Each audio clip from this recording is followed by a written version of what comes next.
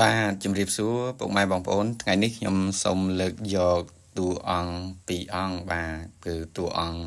ព្រះអង្គសមាធិនិងព្រះអង្គឈ្នះមារដែលយើងសាងពីបញ្ញាក្អែកដើមស្ដៅនិងបញ្ញាក្អែកដើមអង្ក្រងបាទសម្រាប់បញ្ញាក្អែកទាំងពីរនេះគឺជាចំណុចពកបាទដោយក្នុងវីដេអូនេះពុកម៉ែបងប្អូនបានឃើញហើយបាទគឺពកបញ្ញាក្អែកអ្នកខ្លះហៅផ្លោកបញ្ញាក្អែកអ្នកខ្លះហៅពកបាទជីវៈចាប់ផ្ដើមនៃការឡើងគ្រងតួអង្គព្រះអង្គសមាធិតកតងទៅនឹងពកបញ្ញាក្អែកផ្លោកបញ្ញាក្អែកនេះគឺ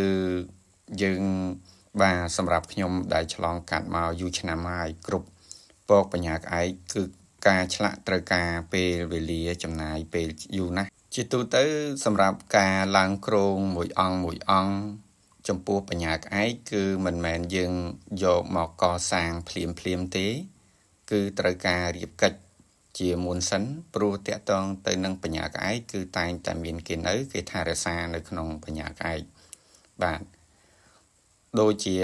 ចំណុចផ្លោកបញ្ញាក្អែកនេះគឺ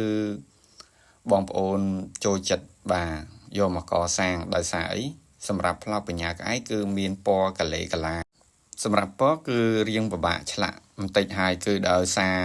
ដើមពកហ្នឹងគឺវាលមូលចូលគ្នាបាទទាំងដើមទាំងសាច់ទាំងដៃបែកមែកសាខាហ្នឹងគឺលមូលចូលគ្នាតែម្ដងអញ្ចឹងយើង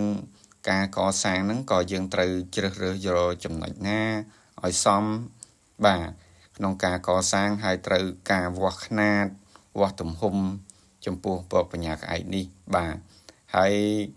ភាគច្រើនការកសាងពកគឺត្រូវការពេលវេលាបន្តិចជាងដៃបាទបើសម្រាប់ដៃវិញមិនអីទេពុកម៉ែបងប្អូនគឺយើងអាចកសាងរៀងលឿនដោយសារដៃជាសាច់តែមួយដោយវគ្គនេះខ្ញុំ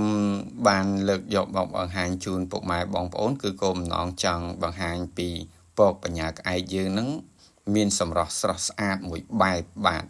ដោយពុកម៉ែបងប្អូនបានឃើញអញ្ចឹងអ្វីត្បិតតែ